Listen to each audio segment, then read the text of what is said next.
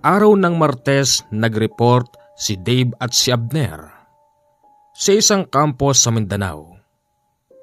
Ang dalawang iyon ay magkabatch sa training center at na-duty na sila kung saan-saan sa Luzon. First time din ng dalawa, madistino sa Mindanao.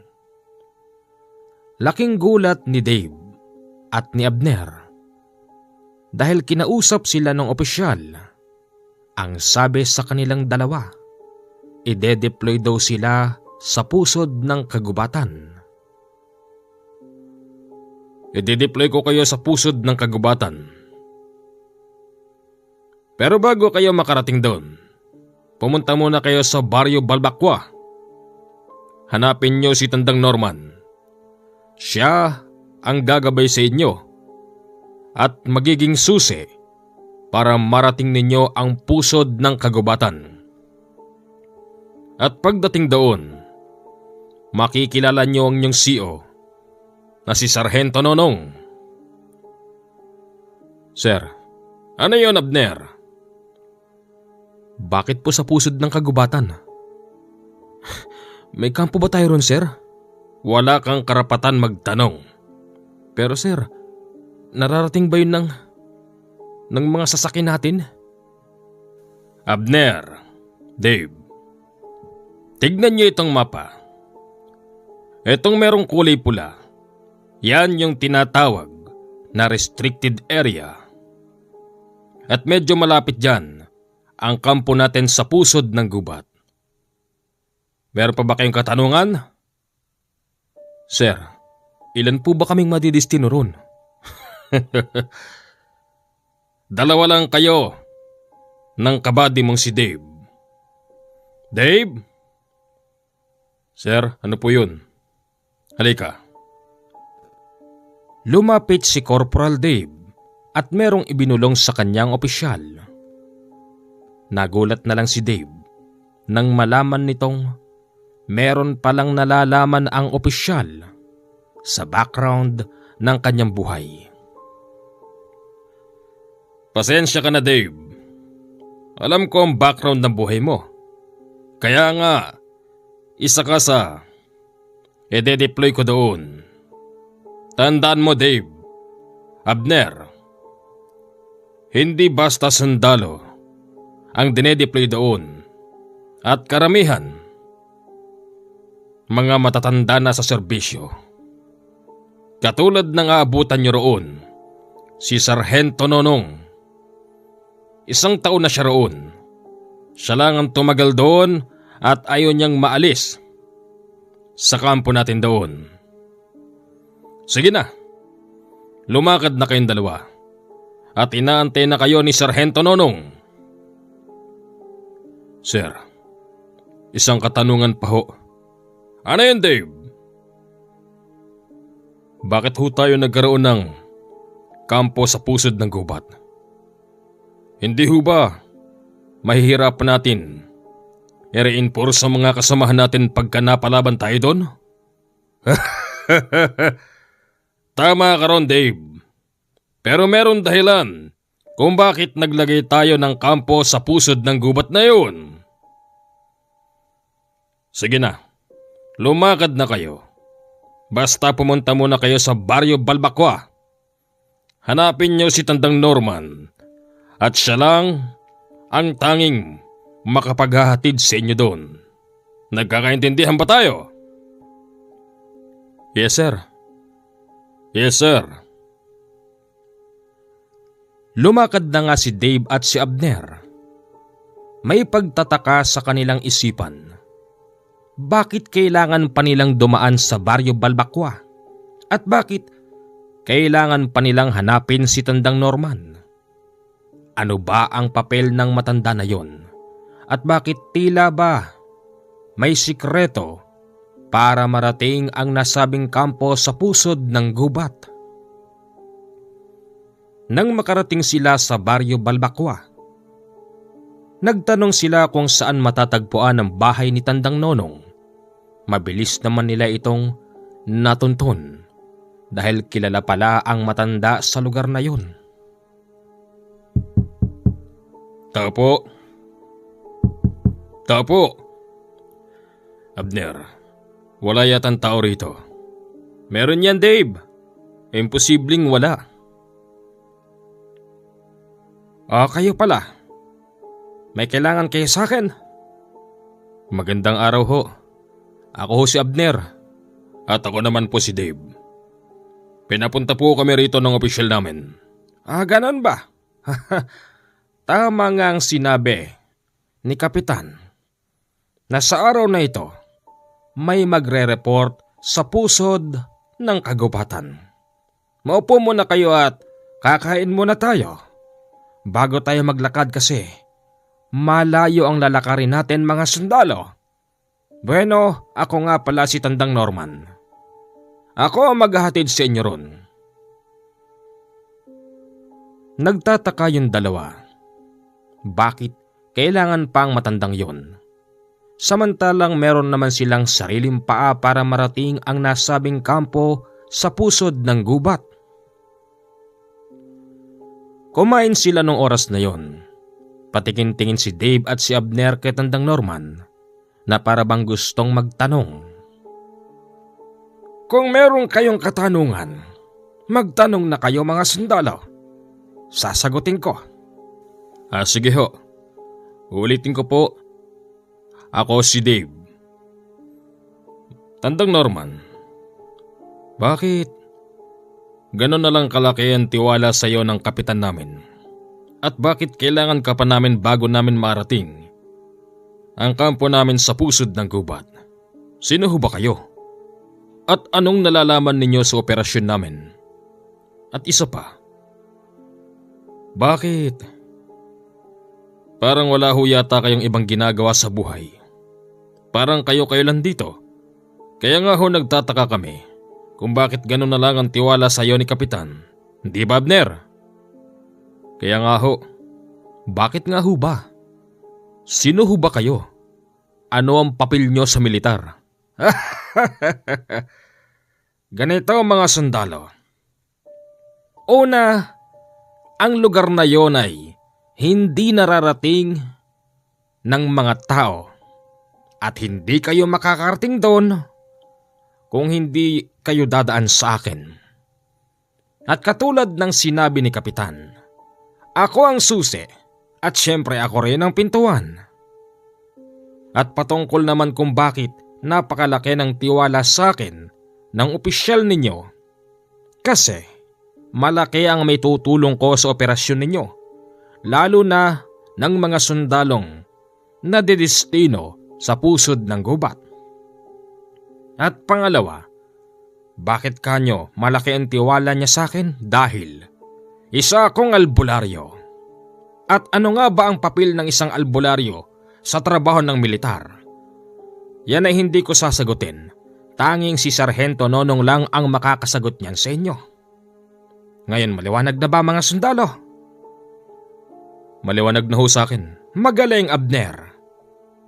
Maliwanag na rin ho sa akin. Kung ganon, Dave, lumakad na tayo pagkatapos nating kumain ng tanghalian. At pagkatapos nga nun lumakad na sila. Dahil sa ito ay pusod ng gubat. Naglakad sila ng halos 4 na oras bago marating yon. Ramdam noon ng 2 sundalo na hirap sa paglalakad. Pakawarin nila para bang habang nagtatagal mas lalo silang nahihirapan at bumibigat ang katawan. Ayon sa paliwanag ni Tandang Norman, ang lugar daw na yon ay talaga namang pinamumugaran ng mga nagtatago sa dilim. Hindi makapaniwala si Dave at si Abner sa kanilang mga narinig. Nandito na tayo. Nandito na ba tayo? Bakit ganito? Iba pakiramdam ko rito. Dave, nasabi rin sa akin ng inyong opisyal kung ano ang lahing iyong pinanggalingan. Pasensya ka na pero sundalo ka eh. Hindi ka makakaiwas sa ganito. At kaya isa sa nagtiwala sa iyo si Kapitan na ipadala ka rito dahil alam niyang merong kang kakaiba. At ikaw rin, Abner. Alam ng opisyal ninyo kung anong meron sa iyo. Kaya kahit bata pa kayo sa serbisyo at hindi pa masyadong nakaka-experience ng labanan, pinili kayo ni Kapitan para ipadala rito. Maitanong ko lang ho, Tandang Norman. Nasaan ho ba rito yung sinasabi niyong kampo? Ang nakikita ko, isang kubo. Tapos wala namang mga barikadang lupa. Anong sasaranggahin ng kampo rito? Sarhento! Ako ito, si Tandang Nonong. Kasama ko na ang 2 bagong report na korporal. Lumabas sa kubo ang sinasabing sarhento. Binuksan din noon ang nagsisilbing bakod na puno ng tinik-tinik ng bogambilya. Sumaludo pa si Dave at si Abner. Sabay-sabi ni Sarhento nang, "Kayo pala ang pinadala rito. Hindi ko lubos akalain na ang mga uhuging sundalo na wala pang experience sa digmaan ang ipapadala rito ni Kapitan." Nakapagtataka. Tandang Norman, pag ikaw ang tatanungin ko, may tiwala ka ba sa 2 to? Meron. Una, si Dave ay apo ng ano? Apo ng matandang may alam. Ganon din si Abner, kaya lang magkalaban ang lahi nila. Pero hindi na mahalaga yon. Ang importante, parehas silang may alam, kaya't pinili sila ni Kapitan na dito i-deploy sa kampo sa pusod ng gubat. May tanong ko lang po, Sarhento. Ito na ho ba yung sinasabing kampo natin dito? Parang hindi naman to kampo eh. Ang mga natural na kampo, alam ho natin na maraming nakabarikadang lupa. Ito ano to? Bakod to eh. Bakod na gawa sa mga kahoy at punong-puno ng mga bogambilya. Anong sasalagin nito? Kaya ba nitong sumalag ng bala? At isa pa, sir, akala ko ba detachment din natin to? Bakit wala yatang sundalo? Tatlo tayong naririto eh. Walang nagbabantay. Ganon ba? Marahil napansin nyo agad. Ganito mga korporal. Pumasok na tayo sa loob upang malaman nyo ang katotohanan. Pero teka, sandali lang, sir. Abner, doon na tayo magtanong, ha? Madilim na. Hindi na safe dito sa labas. Pumasok nga sila sa loob ng nasabing kubo. Pagdating doon, inaasahan ng 2 na may mga barikada sa loob. Pero wala. Isang normal na kubo lang ang inabutan nila. Pero may mga nagsabit na tuyong dahon. Tapos mga halamang hindi nila alam kung ano ang pangalan. Sa kusina, merong isang sundalong nagluluto. Wala itong hawak na baril, nakahubad at nakangiti sa kanila. Sani, tigilan mo muna pagluluto. Yes sir, ano po yun? Siya si Dave at si Abner. Mga korporal, ilang taon na kayo sa serbisyo? Ako sir, 3 na. Ganon din ako. Magkabats kami sa training. Kinagagalak ko kayong makilala. Akala ni Dave at ni Abner na isang bagitong sundalo lang si Sunny. Pero ang totoo nun, sarhento rin ang ranggo nito. At ayon kay Sarhento Nonong, si Sunny daw ang pangalawa sa pinakamatagal na nadestino sa pusod ng gubat. Mga korporal, bago tayo magsimula, nais kong muling magpakilala sa inyo. Ako si Master Sergeant Nonong Oliva. Matagal na ako sa serbisyo. Kung saan na ako na destino dito sa Mindanao. Marami na rin akong labanan na sabihin na nating napagdaanan. Pero nang malaman ko na dito ako ide-deploy sa pusod ng gubat, mas pinili ko na rito. Ako ang pinakamatanda rito. Ako ang pinakamatagal. Alam nyo ba? Kaya mas pinili kong dito na lang. Kasi meron akong personal na hangarin. At yun na may pinayagan ni Kapitan. Ngayon, malalaman nyo ang katotohanan. Kaya tayo nagkaroon ng maliit na kampo rito sa pusod ng gubat. Meron tayong mga tinutugis na hindi tao. Ang mga kalaban natin dito ay hindi sa sentro sa mga rebelde, sa mga Moro, sa mga MNLF o Muslim. Hindi roon. Hindi sila ang kalaban natin dito. Sir, kung hindi sila sino? Ano pang silbi ng pagiging sundalo natin? Makinig ka munang maigi, Dave. Kaya tayo naririto. At kaya tayo dito idinistino. Dahil ang kalaban natin dito, hindi mga tao. Sila yung mga kalaban na kumakain ng tao. At ang kampo natin dito, nagiging sentro ng sumbungan ng mga baryong nakapaikot dito sa pusod ng gubat. Sir, ano yon, Abner? May tatanong ka? Meron, sir. Anong ibig niyong sabihin? Papanong hindi mga rebelde ang kalaban natin? At ang kalaban natin hindi mga tao pero kumakain ng tao? Aswang ho ba, sir? Yun din ang gusto kong itanong. Aswang po ba, sir, ang kalaban natin dito? Natumbok niyang dalawa. Ito yung tinatawag na restricted area na merong guhit na kulay pula sa mapa. Sir, trabaho pa ba ng sundalo yan? Kaya nga naman, sir. Trabaho pa ba natin yun? Aswang pala eh. Siguro nagtataka kayo. Oo, trabaho natin to. Dahil buhay ng kapwa natin tao ang nakataya dito. At kaya kasama natin si Tandang Norman na isang albularyo. Siya ang mas higit na makakatulong sa atin.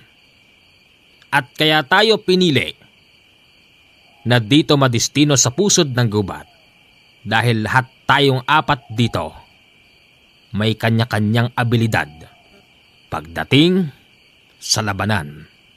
Hindi labanan ng tao sa tao, bagkus labanan ng tao laban sa nilalang. Ngayon, nasagot na ang tinatanong niyo sa akin kanina. Kung bakit gano'n na lang kalaki ang tiwala sa akin ng inyong opisyal. Ngayon, igagawad ko na sa inyo ang nararapat ay dapat sa inyo. Ano hong ibig niyong sabihin? Dave, ikaw ay apo ng mangkukulam, hindi ba? Paano niyo nalaman? Maging si Kapitan. Alam kong sino ka pero kahit na ganon, nagsundalo ka pa rin dahil gusto mong maglingkod sa bayan. Pasensya ka na, Dave, pero kailangan kong igawad sa iyo ang isang makapangyarihang San Benito. Ito ay nanggaling sa aking kaibigan na si Nolesto na siyang pwedeng pakinabangan ng mga sundalo. Mainit lang to sa una, pero kung hindi mo isa sa buhay, ang dugong mangkukulam mo, nasisiguro ko, Dave, na kayang-kaya mo itong tiisin. Heto, sa'yo itong isa. At ganon din sa'yo, Abner. Matapos igawad sa kanila ang Antigo de San Benito, pakiramdam ng dalawa na wala ang panglalamig nila sa buong lugar. Nagtuloy ng pagbibriefing si Sargento Nonong. Sinabi nila yung pinakamalakas na kalaban. Makinig kayong dalawa. Simula nang mabuo ang kampong ito, ilan sa mga sundalo nang namatay. At mas marami sa kanila ang umatras na lang at mas piniling sa iba na lang madistino. Kayong dalawa, inaasahan ko na hindi kayo atras. Inaasahan ko na ipapakita nyo sa akin na talagang kayo'y may mga abilidad bilang isang apo ng albularyo at apo ng mangkukulam. Ako si Sargento Nonong, isang sundalong antingero at maraming karanasan pagdating sa laban. At ako naman si Sunny. Katulad mo, Abner, isa rin akong apo ng albularyo. Welcome dito sa ating bagong trabaho. Tinanong ng dalawa kung sa gabing yon, sasalaki ba sila? Pero ayon kay Nonong, hindi raw muna dahil bagong dating si Dave at si Abner. Mas pinili ng sarhento na mag-inom muna sila sa gabing yon. Habang umiinom sila, tinanong ni Dave kung sinalakay na ba ng kalaban ang nasabing kampo sa gitna ng gubat. Pero ayon kay Sargento Nonong, kahit daw minsan hindi pa. At kadalasan, sila ang sumusugod sa mga kalaban. Alam niyo mga kasama, may kwento ko na lang din. Nung nakaraang buwan, 2 sa tauhan ko ang napatay. Pero yung 2 na yon, wala naman silang espesyal na abilidad katulad natin. Meron pa nga doon hindi naniniwalang ang kalaban natin dito, mga aswang at hindi rebelde. Matigas ang ulo niya. Sa sobrang tigas ng ulo niya, tumatakas siya ng gabi rito sa kampo. Naghahanap siya ng ibang paglilibangan. Kaya lang minalas, nakatagpo ng kalaban. Yun na nga. Ano ho nangyari? Ano pa?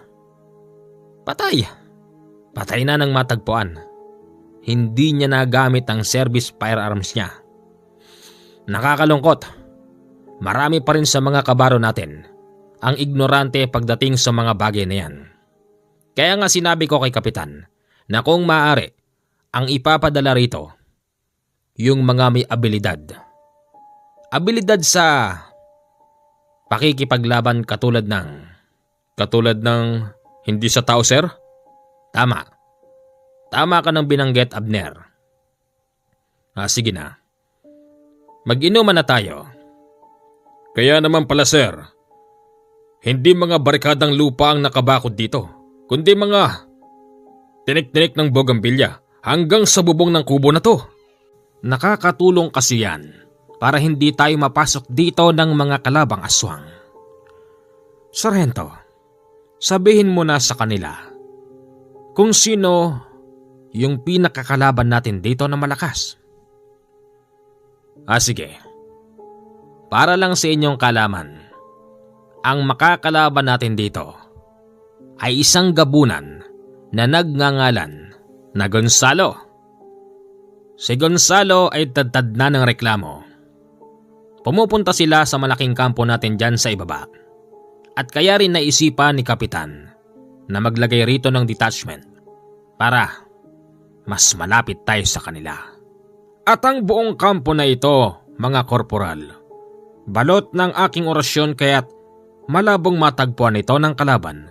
Ganun pa man, naniniguro tayo, binabalutan natin ng tinik-tinik ang buong bakuran at ang kubo pati na rin ang dingding. Sir, sino ba yung Gonzalo na yan? Isa siyang makapangyarihang gabunan. Marami na siyang pinatay at kinain ng mga tao. At mas lalo ko naaawa sa kanila. Doon sa mga batang, hindi man lang nasilayan ang ganda ng mundo. Sir, yung bang Gonzalo na yan ay aswang na lumilipad? At hindi lang siya basta lumilipad. Siya yung klase ng aswang na nabibiyak yung katawan. At pagkatapos nun, uusbong ang bagong katawan at itsura. Katulad sa isang ahas na nagpapalit ng balat. Pero itong si Gonzalo, hindi balat ang nagpapalit, kung hindi panibagong katawan. Sir, nagkaharap na ho ba kayo ng Gonzalo na yon? Minsan pa lang. At sa unang pagharap namin dalawa, muntik niya na akong pinatay. Mabuti na lang din, nandyan si Tandang Norman na siyang nagtaboy doon sa Gonzalo na yon. Yang si Gonzalo, malademonyo ang itsura niyan kapag nagpalit ng anyo. Kaya manigurado kayong apat. Sunny? Po! Dave? Po! Abner? Oho. Nonong? Sige po, Tandang Norman. Tapos na ang inuman natin. Magpahinga na tayo. At bukas pagsikat ng araw, tutungo tayo kung saan matatagpuan ang baryo ni Gonzalo. Ipapakita ko sa inyo kung gaano kalawak ang kanyang nasasakupan. At huwag niyong kakalimutan na ang baryong pupuntahan natin ay baryo ng mga aswang.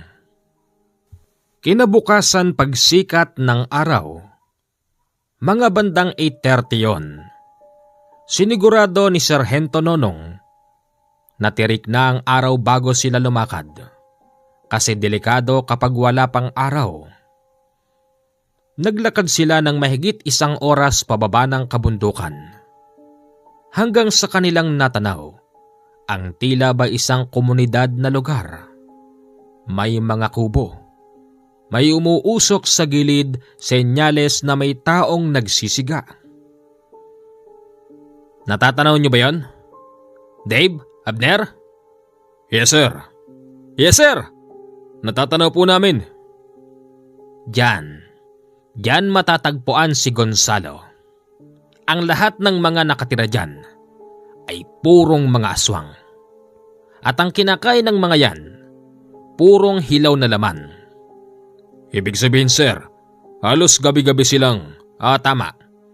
Kung hindi sila makapangdadagit ng tao, buhay na hayop ang dinadagit nila.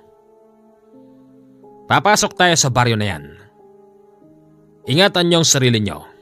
Mag-usal kayo ng sabulag at gumawa na kayo ng proteksyon sa katawan. Bago sila bumaba sa nasabing baryo ni Gonzalo, doon ay nag-orasyon na ang 5. Si Tandang Norman, si Abner, si Dave, si Sunny at si Sargento Nonong. Kabado sila bago sila makapasok sa nasabing baryo kasi ramdam nila na parabang talagang napakalalakas ng mga aswang sa lugar na yon. Napansin nilang lahat habang naglalakad sila doon. May mga nagsabit na mga tinastas na damit sa bawat bahay. Ayon kay Tandang Norman, yun daw ay senyales na darating na ang kapistahan. Sa kanilang 5, si Tandang Norman ang pinakamalakas dahil ito'y isang albularyo at may kakayanan itong linlangin ang kaharap. Kaya niyang palitan ang itsura niya sa paningin ng mga aswang. Huminto si Tandang Norman at nilapitan ang isang nakatambay na kasalukuyang nagtatadtad ng karne. Kaibigan, magandang araw sa iyo. Sino ka? Paano ka nakapasok dito? Sino ka? Ako na may isang normal na matanda lang, itatanong ko lang sana. Bakit ba may mga tastas na damit sa bawat bahay? Dahil pista na bukas. Maraming bisita. Sa bagay, hindi na rin ako magtataka. Isa ka sa bisita. Tama! San ba rito ang bahay ni Gonzalo? Doon! Sasamahan kita. Hindi na. Ako na ang bahala. Siya nga pala, magkaibigan kami ni Gonzalo. Nalinlang ni Tandang Norman ang lalaking iyon. Pag-alis niya sa tabi noon, wala itong mulat sa pagpangas ng hilaw na laman. Lumakad na yung 3 At nang matapatan nila yung mismong kubo ni Gonzalo, itinuro ni Tandang Norman na ito na yun. Ito yung pinaka bahay ng nakakatakot na tao o aswang sa lugar na yon. Mahigit 2 oras silang tumagal sa lugar na yon at naisipan nilang bumalik sa kampo. Ano mga korporal? Anong masasabi nyo? Anong napansin nyo sa baryo ni Gonzalo? Ang masasabi ko lang, sir, iba ang pakiramdam ko. Para bang nilukuban ako ng lamig. Ganon din ako, sir. Iba yung naramdaman ko. Parang pakawari ko nakikita pa rin nila tayo eh. Hindi. Hindi nila tayo nakita, maging ako. Ano, kaya nyo? Bakit naman hindi, sir? Ay, Tandang Norman, bakit naman hindi? Trabaho to. Parte ito nang sinumpaan namin tungkulin, hindi ba, Dave? Tama! Aswang? Walang aswang-aswang sa akin. At kapag nakatapat ko yung Gonzalo na yan, sisiguruhin kong papatayin ko siya. Yan ang gusto ko. Matapang. May isang salita. Teka, Nonong, may dumarating yatang tao. Tao po. Tao po. Pagbuksan mo nga, Sunny. Pagbukas ng pintuan, isang babaeng buntis ang tumambad sa kanila. Nag-iisa lang yon. Tapos may dala itong bayong na naglalaman ng mga damit. Magandang araw po, Mrs. Ano pong may paglilingkod namin sa kanila? Nandito ho ba si Sergeant Nonong? Nandito po ako, Mrs. Bakit po? May nangyari ho ba sa inyo? Sargento, pwede bang dito muna ako makituloy sa kampo nyo? Bakit po? Ano nangyari? Kagabi ho may nanggulo ho sa baryo namin. Ganun ba? Sige. Dito ka muna. Kaming bahala sa'yo.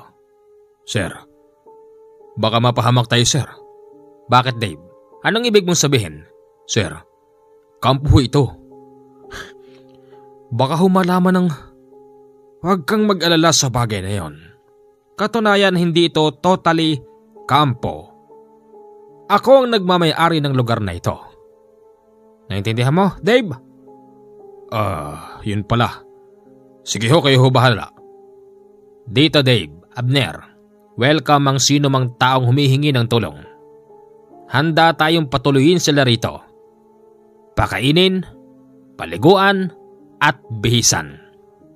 Iha, saang baryo ba yung sinasabi mo?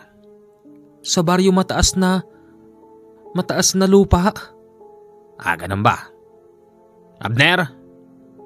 Sir, kayong dalawa ni Dave, ipapadala ko kayo mamayang gabi doon habang pinaghahandaan namin ni Tandang Norman ang pagsalakay sa lugar ni Gonzalo at tiyempo rin ang pagkakataon. Inaantay din namin na darating ang kaibigan niyang albularyo na si Nolesto. Albularyo, sir? May albularyo tayong kasama. Bakit kailangan pa natin? Huwag ka nang kumibo pa. Abner, higit na mas makakatulong yon. At siya nga pala, yung mga baril at bala nyo, iwan nyo rito yung maliliit na baril. Kailangan ko yan orasyonan para kung makikipaglaban na tayo kila Gonzalo, tatalab ang mga bala nyo. Sige na, ibaba nyo na. Sumunod naman si Dave at si Abner sa pinag-uutos ng sarhento. At pagsapit ng 3:00 ng hapon, pumunta na sila sa baryo mataas na lupa, kung saan may nanggulo daw na aswang doon kagabi. Pagpunta nila doon, normal naman ang buong baryo. Wala silang nakikita na kahit ano. Yung galaw ng mga tao para bang walang iniindang takot. May mga bata pa nga na naglalaro sa labas at naghahabol ang puno. Hindi nagtagal, nasita sila ng kapitan del baryo dahil bago ang muka nila sa lugar na yun. Kayo ba? Kayo ba ang sinasabing bagong soltarito sa lugar namin? Magandang araw ho. Walang maganda sa araw. Ang lakas ng loob niyong pumasok sa baryo namin na hindi man lang nagpapaalam. Alam niyo bang naghihigpit kami rito? At saan kayo dumaan? Bakit di kayo naispatan ng mga bantay bayan? Magandang araw ho uli. Ako po si Abner. Partner ko ho si Dave. Mga sundalo po kami.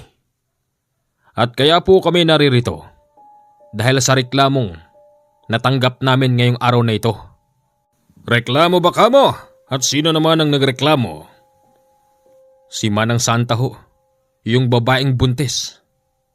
Nandun siya ngayon sa kampo namin. Mas safe siya doon. Ah, si Santa ba? Kaya pala kaninang magang-maga nakita naming may dala siyang bayong. Tinanong namin kung saan siya pupunta, ang sabi niya mamamalengke lang siya. Pero dumiretso pala siya sa inyong kampo. Kung kayo talaga'y mga tunay na sundalo at kailangan maalis ang pagtataka namin, kailangan niyong magpresenta sa amin ng identification, military ID, kung maaari lang.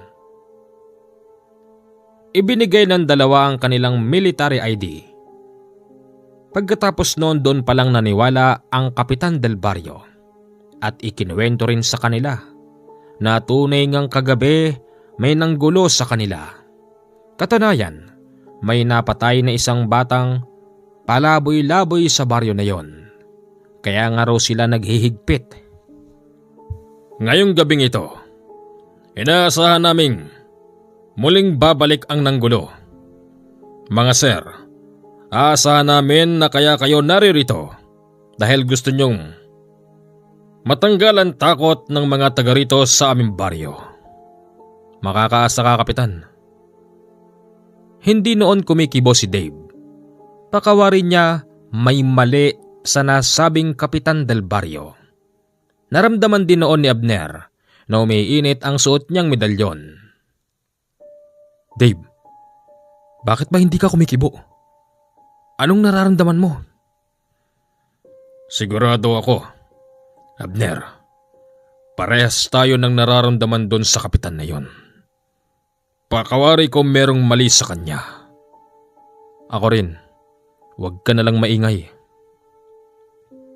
At pagsapit ng dilim, napansin ng dalawa na naghahanda na ang mga bantay bayan. Katulad nilang dalawa, armado rin ang barilang mga yon at mas malalakas pa.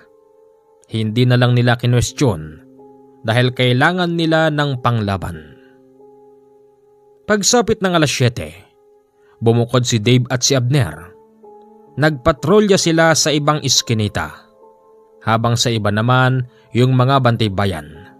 At tiyempong natsambahan nila yung nasabing nanggugulong aswang sa baryo na yon. Nakita nilang nakatungtong ito sa isang barong-barong.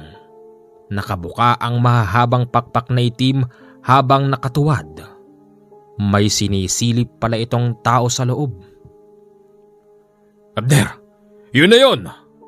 Kaya nga Dave, doon ka. Dito ako. Naramdaman sila nung nakatuwad sa itaas ng barong-barong. Pagtingin nito sa kanila, agad nun dinagit si Dave. Sinuntok ito ni Dave gamit ang kaliwang kamay. Ganun pa man natangay siya at hinulog siya sa tumpok ng mga kahoy. At pagkatapos siyang ihulog, umalingaw na ang putukan hanggang sa napuntahan sila ng mga bantay bayan sa kanilang pwesto. Naitaboy nila ang aswang sa gabi na yon, habang si Dave may iniindang sugat. Aba! May sugat ang kasama mo! Wala ho ito, Kapitan. Kayang-kaya namin to. Abner, pakikuha nga nung damit. Sige na. Tinalian nila yung sugat ni Dave. Nagtataka noon si Abner kung bakit hindi naghihilom ang sugat niya. Bagamat sinabi naman ni Tandang Norman, ang makapangyarihang Antigo de San Benito ay may kakayanan na paghilumin ang sugat ng sinumang tao na masusugatan gamit ang mga kuko at pangil ng mga aswang. Hanggang sa naisip ni Abner na kaya hindi yon naghihilom marahil hindi ito epektibo sa kanya dahil nga siya'y may dugong mangkukulam. Naintindihan ko rin, Abner. Meron akong dugong mangkukulam, kaya siguro hindi masyadong epektibo sa akin at malamang tinutulungan din ako ng Antigo de San Benito na alisin sa akin ang pagiging mangkukulam. Tama ka, pero hindi tayo alis dito sa baryo na to hanggat hindi natin siya napapatay. Hindi man itinuro sa atin ni Tandang Norman ang tamang paggamit nito. Pero nararamdaman ko, Dave, kailangan lang natin to ilagay sa ating kamao. At kapag natsyempohan natin ang kalaban, siguradong matatanggal ang sarili niyang kaluluwa sa katawan pag tinamaan siya ng kanang kamao natin. Tama. Tama yung sinabi mo na yun. Kinabukasan, pagsikat ng araw, bumalik sila sa kampo. Pagdating doon, kumpleto na sila. Naroroon na rin ang sinasabing inaantay na albularyo. Walang iba kung hindi si Canolesto. Ano nangyari doon, Dave? Abner, may sugat ka? Sir, wala ho ito. Hindi naghilom, sir. Kaya hindi naghilom dahil meron siyang dugong mangkukulam. Dave, matanong kita. May nalalaman ka bang orasyon? Meron, sir. Tandang Norman, meron. Hindi na kailangan yun. Ako na magpapagaling yan. Pasensya ka na, sundalo, pero medyo masasaktan ka, pero sigurado namang maghihilom. Sige lang, gawin mo. Segundo lang ang binilang at gumaling nga ang sugat ni Dave. Napapalakpak si Abner, si Sargento Nonong at ang sundalong si Sunny. Wag na muna nating intindihin kung paano natin wawasakin ang aswang na nanggugulo sa baryo na yon. Ang importante ngayon, Dave, Abner, yung pagsalaki na gagawin natin bukas. Kompleto na tayo. Tama, pangungunahan tayo ni Canole at kayong mga sundalo sa likod lang kayo. Pagkatapos nito, siguradong ipo-pull out na kayo ng inyong opisyal. Sana nga, ang hirap pala mabuhay dito. Talagang mahirap, Dave. Kinabukasan pagsikat ng araw, lumakad na sila at ito rin ang tiyempong araw ng kapistahan ng baryo ni Gonzalo. Normal nang makita sa kanila ang mga bagong muka dahil nga piyesta at inaasahang may bisita ang kada bahay. Habang nilalakaran nila ang isang gitnang iskinita, marami sa kanila ang sumisilip mula sa pintuan at bintana at inaalok silang kumain. Nang makakita sila ng isang matandang may hawak na malaking mangkok at sa palagay nila'y lutong-luto naman ang ulam. Yon ang nilapitan nila at tinanggap ang pag-aalok ng matandang babae. Ay nako, salamat naman dahil sa pag-aalok ko sa inyo'y hindi nyo tinanggihan. Aba, syempre naman, pagkain yan eh. Halina kayo mga kasama, halina kayo. Naupo sila sa mahabang mesa, habang ang matandang babae ay nagsasandok sa malaking kawali. Napansin noon ni Canole ang tagal ng matanda. Bumalikwas siya ng kaunti at doon niya nakitang inoorasyonan ng matanda ang nasabing pagkain. At bukod pa roon, nakita rin ni Sargento Nonong na yung matandang yon kanina raw ay merong nilagay para bang isang kutsarang tubig na nanggaling sa isang maliit na garapon. O heto na, kumain na kayo mga panauhing pandangal. Huwag kayong mag-alala. Karne yan ng hayop sa kagubatan, hindi yan tao. Kaya't makakasiguro kayong hindi kayo mamamatay. Sige na, kumain na kayo. Sabi ni Canole, tama naman ang sinabi ng matanda. Tunay ngang yon ay hayop sa kagubatan at hindi tao. Walang niisa sa kanila ang gustong dumampot. Parang hindi yata kayo nagugutom. O sige, ganito, kukuha ko ng malamig na tubig sa balon. Pagtalikod ng matanda, tumayo si Kanole sa upuan tapos meron siyang binuga na hangin mula sa kanyang bunganga papunta sa kanyang kamao. Tapos ipinasa sa mangkok na merong laman na pagkain. O ano pa natin nyo? Atak! Kain na tayo! Teka, meron siyang nilagay eh. Wala na, sarhento. Tinanggal ko na. Swerte tayo dahil baboy ramo ito. Tara, kumain na tayo. Nung nakarang linggo pa ako hindi kumakain eh. Teka, sandali lang. Sigurado bang... Huwag ka mag-alala, Dave. Hindi tayo magiging aswang dyan. Tinanggal ko na nilagay ng matandang yun. Atak! Pagbalik ng matandang babae, dala na nito ang isang pitsil na malamig na tubig at nanggaling sa balon. Tuwang-tuwa ang matanda dahil mahigit kalahati na ang nakakain sa kanyang hinanda. Kung kailangan nyo pa at gusto nyo pa, magsabi lang kayo't marami tayong pagkain ngayon. Kapistahan ngayon, inaasahan na naming maraming bisita. Ganun ba? Maglabas ka lang ng maglabas. Kakainin namin lahat yan. Naglabas na naman ng pagkain ang matanda. At katulad ng dati nakita nilang merong ibinubulong ang matanda tapos merong inilalagay. Maya-maya pa, may pumasok sa loob ng kubo. Nagtinginan sila at si matandang Norman bumubulong. Ang sabi niya, yun daw si Gonzalo. Si Gonzalo yan! Si Gonzalo! Oh, alam ko. Yan pala si Gonzalo. Mukha naman siyang normal na tao. Tumingin sa kanila si Gonzalo. Nakangiti yun. Napakalapad ng ngiti niya na para bang abot hanggang tenga. Oh, mga bisita, kumain lang kayo ng kumain dyan. Marami tayong pagkain dito. At pagkatapos niyong kumain, doon tayo sa aking kubo. Mag-iinuman tayo. Marami akong hinanda na pagkain doon para sa mga bisita. Sige kaibigan, mamaya doon kami. Pagkatapos nilang kumain, tila ba tinataboy na sila ng matandang babae para lumipat sa kubo ni Gonzalo. Sige na. Kailangan di kayo mabusyag dito. Marami pang magbibigay sa inyo ng pagkain. Lalo doon sa bahay ni Gonzalo, nako'y napakaraming hinanda doon. Matanong ko lang ho kayo. Ano ba rito si Gonzalo? Siyang Coronel del Barrio namin. Ay, ganun ba? Hindi naman kasi nagpakilala. Di sana'y sumaludo kaming lahat dito. Hindi ba mga kasama? Tama siya. Dapat ay nagpakilala man lang, hindi ba, Dave? Kaya nga, hindi man lang nagpakilala.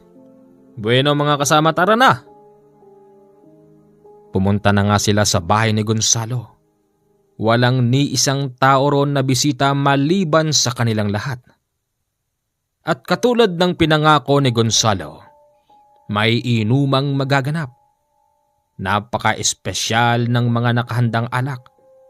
Ito yung klase ng alak na ni minsan sa buhay nilang lahat ay hindi pa nila nakikita sa tindahan. Mga bisita, ang aking alak ay nanggaling pa sa dulo ng mundo. Wala kayong makikita niyang kahit nasaan. At nasisiguro kong masisihan kayo sa pag-inom ng alak na ito. Inilalabas ko lang ito tuwing kapistahan. Sige na, uminom na kayo. May kukunin lang ako. Sinimulan ni Kanole ang pagbubukas ng isang alak. Sumenya siya sa mga kasamang wag munang titikim. Bakit ho? Kayo hindi kayo natatakot? Wag mo kong isipin, Abner. Okay lang ako. Natikman ni Kanole ang isang shot ng sinasabing espesyal na alak. Ngumiti ito kay Tandang Norman. Hanggang sa pati si Tandang Norman tumikim na rin ng alak. Talaga namang napakasarap. Talaga namang Ngayon pa lang nila matitikman ng ganong klase ng alak na hindi mabibili kahit saang tindahan. Maya-maya pa bumabalik si Gonzalo at sinabing, Naubos niyo na yung isa. Yan ang gusto ko sa mga bisita. Hindi maarte.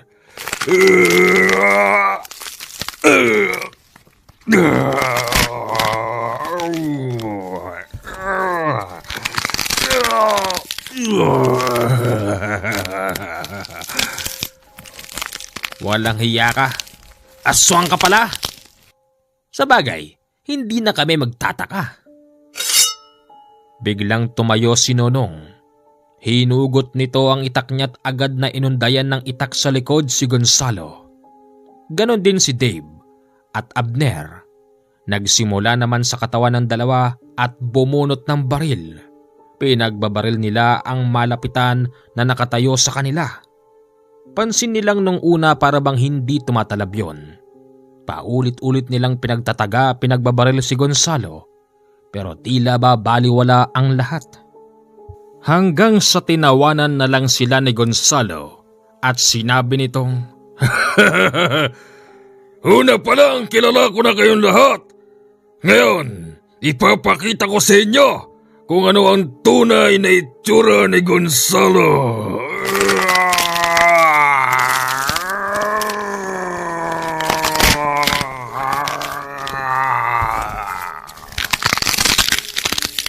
Hindi mo yan pwedeng ituloy. Marami ka ng pinatay, Gonzalo. Kaya sisiguruhin ko sa iyo na bago ka pa man makapagpalit ng anyo, gagawin na kitang abo. Sigaw yon ni Canole, kaya't bago pa man lumabas ang panibagong itsura ni Gonzalo sa nabiyak niyang katawan. Katulad ng sinabi ni Canole, gagawin siya nitong abo. Pumasok mula sa bintana ang kanyang alas at tinamaan si Gonzalo. At kitang-kita nila kung paano nasunog ang katawan nito. Magmula sa katawan papunta sa paa. Napakabilis ng kaganapan at naging abo si Gonzalo. Lumabas silang lahat at doon nila nakita ang nakapalibot na napakaraming tao na mapupulang mata. Kasalukuyan na ring nagpapalit ng anyo. Sumigaw noon si Sargento Nonong. Bala lang ang katapat ng mga ito. Pinagbabaril nila ang mga aswang hanggang sa naubusan sila ng bala pero marami nang natumba. Sige! Kala nyo siguro natatakot kami sa inyo? Marami na sa inyong namatay, naging abo rin ang tamaan ng bala namin. Hindi porket wala na kaming bala, hindi na kami lalaban. May kasama kaming 2 albularyo. Lahat kayo, magiging abo kayo. Kaya ako sa inyo, lisanin nyo na ang baryo na to at magbagong buhay na kayo. At sa inyong pagbabagong buhay siguraduhin nyong hindi na kayo kakain pa ng laman dahil kahit saan kayo magpunta, babantayan ko kayo. Isa-isang nagsiksi at rasan ang mga nasa paligid, lalo na't nang makita nilang hindi basta tao yung huling nagsalita. Nakita rin nila na may mga nakapalibot ditong babae, lalaki, malaking tao, tapos may lumulutang. Lahat ng mga yon ay nababalutan ng kulay puti. Wala naman palang silbi mga ito. Sunugin natin ang mga bahay nila, Sargento. Sige Dave, simulan mo na. Sinunog nila ang lahat ng mga bahay doon. Wala na silang pakialam kahit na sino pa ang masagasaan na nasa loob. Pati yung matandang nagpakain sa kanila naghuhumiyaw. Sinasabi nito habang sila'y nasusunog sa loob. Hindi raw magtatagal, magiging aswang daw silang lahat dahil nakakain sila ng pagkain na hinanda ng matanda. Tanging tawa lang ang ibinalik nilang lahat hanggang sa tuluyan hanggang nasunog ang matanda sa sarili nitong bahay. Pagkatapos nun, bumalik na sila sa pusod ng kagubatan at doon tumawag sila sa radyo. Sinabi nilang mission accomplished. Patay na rin si Gonzalo at ang iba pang mga tao doon. Sinabi ng kanilang kapitan na magpo-pull out na sila. Pinabababa rin si Tandang Norman upang makapagpasalamat ng personal ang opisyal. Magandang gabi po sa inyong lahat, ito ang ating kwento. At pahabol ko lang po, meron po tayong mga nakatag na product dito sa ating YouTube. At makikita nyo po yan sa screen ng inyong cellphone habang pinapakinggan po itong sinasabi ko. Hanggang dito na lang. Maraming salamat, magandang gabi at baka gusto nyong umorder ng mga nakatag na product para ako na may magkaroon ng komisyon. Opo, komisyon lang po ang akin dyan dahil ako po ay naimbitahan para mag-affiliate ng mga product po na yan. Maraming salamat po at malaking tulong po yan sa akin at sa iba pa. Good night. Enjoy listening.